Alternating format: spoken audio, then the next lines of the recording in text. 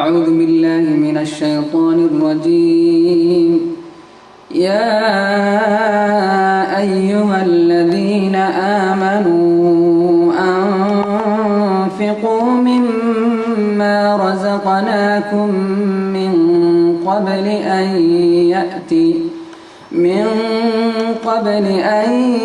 يأتي يوم لا بيع فيه ولا خلة ولا شفاعة والكافرون هم الظالمون. أعوذ بالله من الشيطان الرجيم. بسم الله الرحمن الرحيم. بسم الله والصلاة على رسول الله صلى الله عليه وسلم. اللهم وفقنا لما تحب وترضى. أما بعد، السلام عليكم ورحمة الله وبركاته. إن شاء الله waxaan isku dayayaa inaan guudmar kooban aan ka bixiyo mashruuca iyo muddadii aan ku soo jiray. mashruucan muddada ku soo jiray waa muddo 10 sanadood aan idhaahdo ama ku dhow. bishii 9aad 2000 ayaa hawshan iyada aniga iyo walaal kale loo wada dhiibay. muddada iyada marxalado kala duwan buu soo maray oo aad iyo aad u kala fog.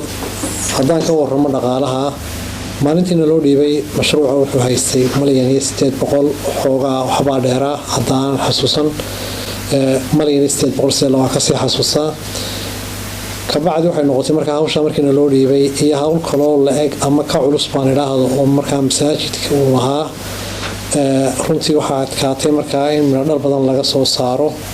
waa isku daynay runtii, laakiin khibrad la-aan baa taalay. waxaa kaloo meesha yaalay waqti oo markaa cidhiidhi ahaa. runtii midhodhal fara badan muu yeelan. 2004 waxaanu samaynay xubnood ka kooban guddigaas oo markaa aanu siinay haddii laba ku run yahay markaa hawshan iyada inay mas-uul ka noqdaan, iyagu ay adeegsadaan ciddii markaa ay warkaan hawshan inay wax kala qabanayso. guddiga dabcan waa la wareegay, ka mid baanan ahaa. marxalado kala duwan baa ayay soo martay. runtii waa markaan odhan karo waa markuu ugu midhodhalka badnaa weeyaan mashruuc. garaafku aad buu u kacay, maalinba maalintii ka dambeeyay waa kacayay, khibraddu waa soo siyaadaysay. runtii waxaanu arkaa markaa ayuu ahaa markii ugu wanaagsanaa marxaladii uu soo maray. wuxuu soo jiitamaba wuxuu soo gaadhay 2006 buu soo gaadhay oo ah markii dhulka la gaday. oo runtii ay noqotay markaa in runtii yani la sameeyo habkii hore ka duwan oo dabagalkii hore ka duwan. maalinba maalintii ka dambeysana waa soo casriyoobaya ama maalin ka dambeysaba yani wuxuu noqonayay mid lagu daro wixii hore wax ka duwan oo markaa midhodhal fara badan keena. haddaan dib ugu soo noqdo maalintii 2004 bishii 12aad 30keedii oo ahaa maalintii lajnadan iminka hawsha gacanta ku haysa lagu wareejiyey, mashruucu wuxuu lacag u taalay oo akoontada ugu jirtay $8,567,800. lacag $8,500,000 iyo dheeraada ayaa akoontada ugu jirtay. waanad garan kartaa baan u malaynayaa muddada 4 sano ah $1,800,000 ilaa iyo $8 milyan waxbaa ku kordhay, iyadoo weliba intaa ay dheerayd xoogaa masaajidku markaa uu ku qabay oo ah xaggiisa lacag ka timi.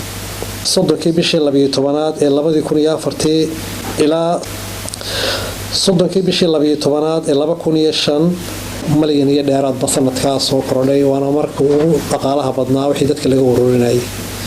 2006 markii la gaday meesha, runtii dadkii wax bixin jiray intii hore waa ka badiyeen. mashruucuna waxaad moodaysaa runtii inuu labinlaab hawshii uu qabanayay uu labinlaabay ilaa maanta oo runtii hawshu aad moodo maalinba maalinta ka dambaysa inay sii labinlaabmayso ama ay kasii cuslaanayso.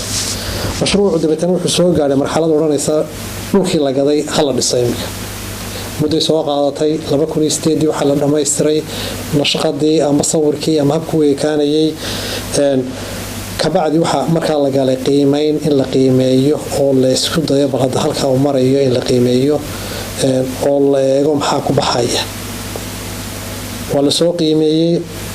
qiimihii ilaa maanta oo bishu 24 caawa ayuu soo dhammaystirmay insha allah bismillaahi kariim. qaybta hadhay muxuu ku dhammaystirmay, maxaa loo baahan yahay, hawshu wajigay bay yeelanaysaa. kolba weji baa loo dhigayay insha allah bismillaahi kariim. waxaan u dhaafayaa walaalkayga iyo wixiga. assalaamu calaykum waraxmatullaahi wabarakaatu. بسم الله الحمد لله والصلاة والسلام على رسول الله وبعد. أعوذ بالله من الشيطان الرجيم وأن المساجد لله فلا تدعوا مع الله أحدا walaalayaal haddii ilaahay idmo insha allahu siduu walaalkeen fuaad idin sheegay waxaan halkan kasoo gudbin doonaa qorshahan hadda muxuu yahay qorshaheena run ahaantii markaan aan hoos u galo aad buu u weyn yahay waayo lacagtana laga rabo ayaa aad u badan qorshahan ugu weyn ee hadda aan ku tarajirno waxa weeye in guud ahaan ummadda muslimiinta iyo khaasatan dadka Soomaaliyeed u bandhigno masaajidka aan ka codsanno in ay nala qaadaan nala dhisaan masaajidkaas